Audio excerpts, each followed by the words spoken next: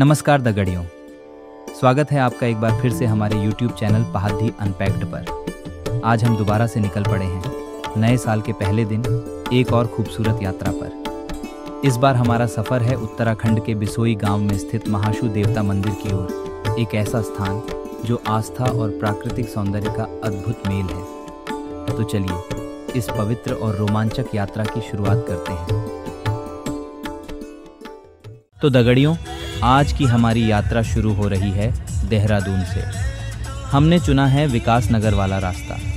भले ही ये रास्ता थोड़ा लंबा है, लेकिन रास्ते के नज़ारे और कम ट्रैफिक इसे सफ़र के लायक बना देते हैं। घने जंगल, पहाड़ी घाटियाँ और शांत वातावरण, इस रास्ते पर हर मोड़ एक नई कहानी सुनाता है। तो सीट बेल्ट बांध लीजिए और हमारे साथ इस खूबसूरत सफ़र का आनंद लीजिए।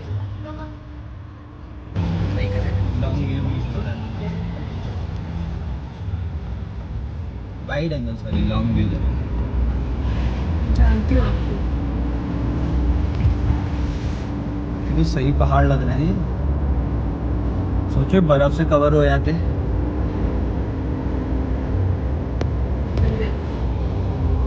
गंदे लगता कितने बढ़िया।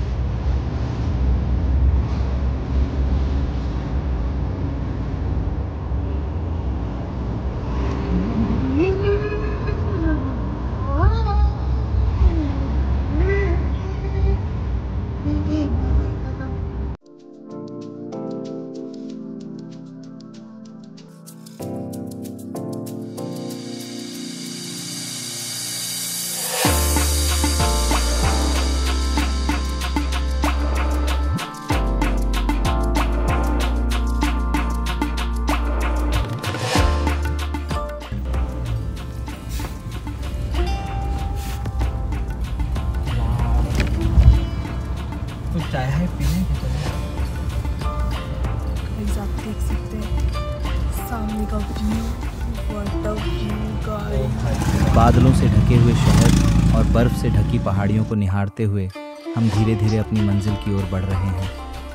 हर मोड़ पर प्रकृति का एक नया रूप, एक नई खूबसूरती हमारा स्वागत करती है।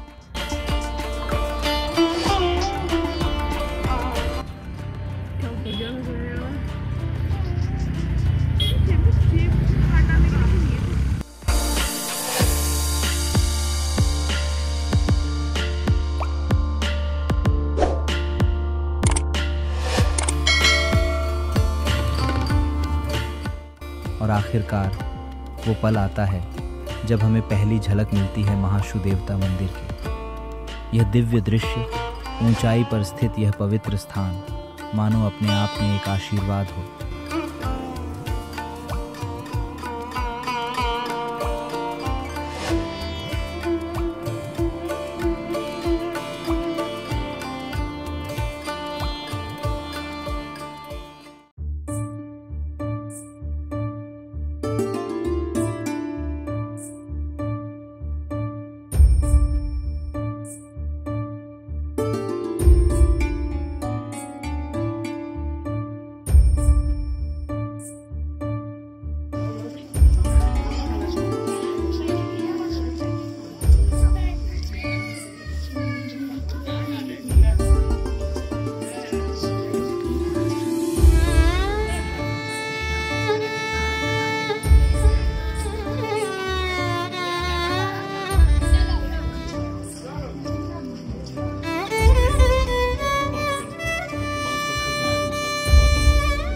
महाशु देवता मंदिर का इतिहास सदियों पुराना है।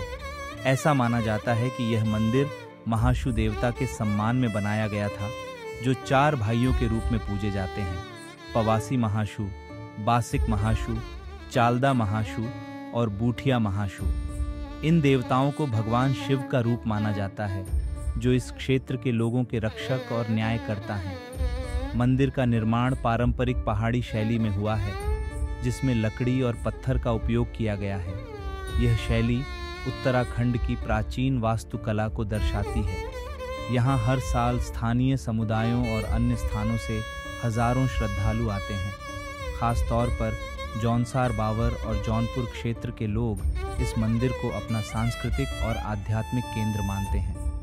महाशु देवता से जुड़ी एक पौराणिक कथा कहती है कि वे हिमालय से यहाँ आए थे और उनकी शक्ति से इस क्षेत्र को संरक्षित किया गया। तभी से यह मंदिर आस्था और विश्वास का प्रतीक बन गया है।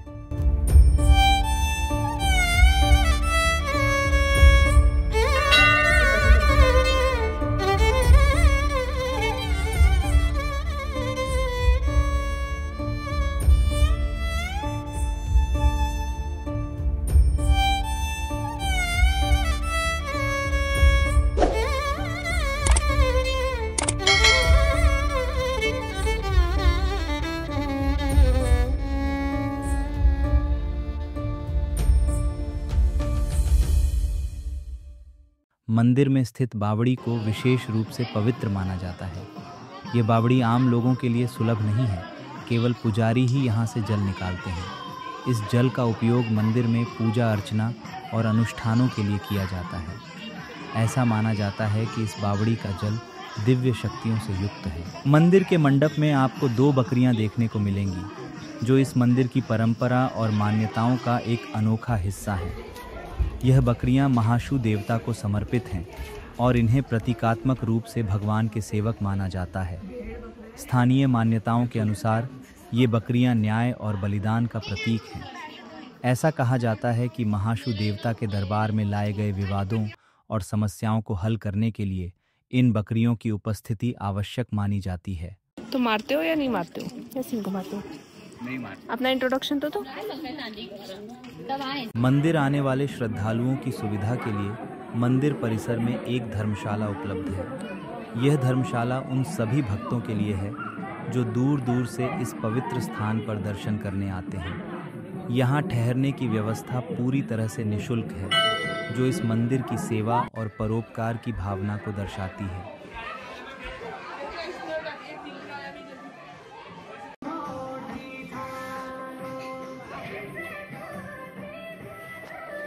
चलिए अब इस मंदिर के बारे में कुछ खास बातें जानते हैं, एक ऐसे व्यक्ति से जिन्होंने यहाँ का जीवन करीब से देखा है और इस मंदिर की परंपराओं और इतिहास को भली भांति समझा है।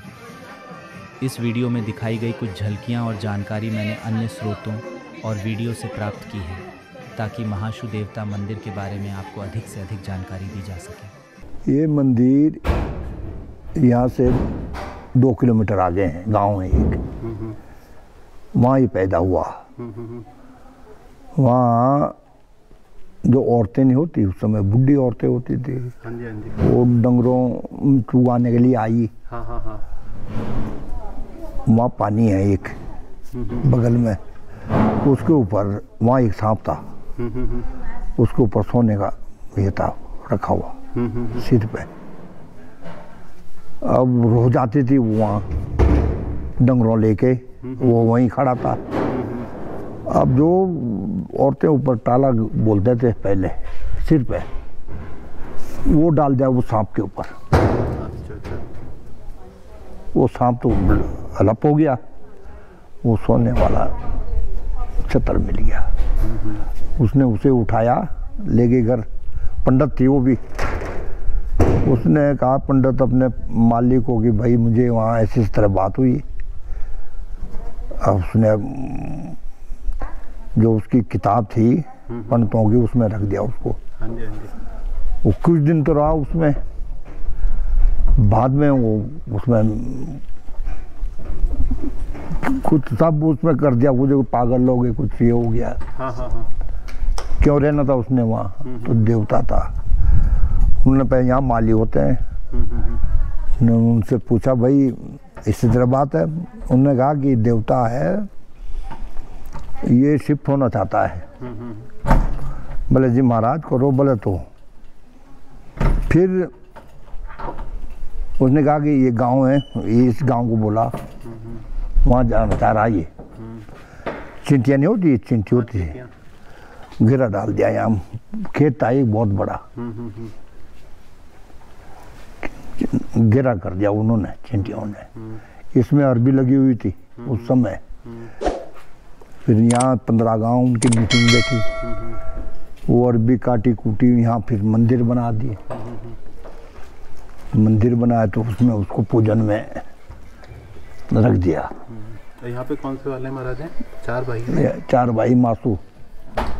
यहाँ पे कौन से वाले हैं? मासू। अच्छा, मासू। मासू बोठा दोनों है, मासू बोठा चालदा।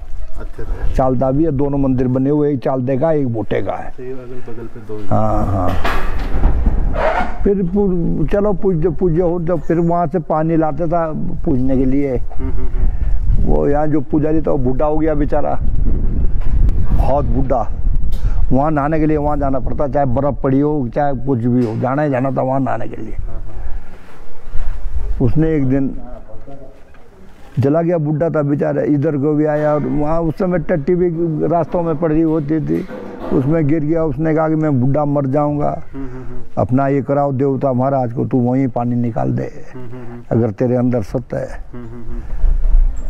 फिर यहाँ माली आया, उसने यहाँ ये लगा दिया तीर एक, जहाँ पानी है, ये बावड़ी। फिर यहाँ उसका उधर खुदाई करी, बढ़िया वाला कुआं बनाया, काफी गहरा साफ। तो यहाँ पे कुआं है नीचे, इसके नीचे। फिर पूजन बस, इसमें खाली पुजारी जाता अंदर। अच्छा, और नहीं कोई जा सकता। पुजारी लाता है फिर पानी, यहीं से पानी लाता है। अगर पुजारी कोई नहाए बिना धोए आते हैं तो कभी सांप निकल जाता है। या तो फिर सूख जाएगा, फिर उसमें हुमन वगैरह करना पड़ता है, शुद्धि करनी पड़ती, तब जाए, तब दोबारा फिर होता। ये इसकी कहानी। ये तो अभी बना है ना नया वाला? 2009 में स्टार्ट हुआ था काम, 2015 में स्थापना हुई फिर महाराज। 6.5 साल लगे उसमें बनाने में। 6.5 साल? हाँ, 6.5 साल तक इधर रहा महाराज। तो दगड़ियों, उम्मीद है कि आपको हमारा कंटेंट पसंद आया होगा। अगर आपको हमारा वीडियो अच्छा लगा हो तो कृपया हमारे चैनल पहाड़ी अनपैक्ड को सब्सक्राइब करें और लाइक और शेयर ज़रूर करें। अगली बार फिर मिलेंगे एक नई यात्रा के साथ। तब तक के लिए जय महाशु देवता।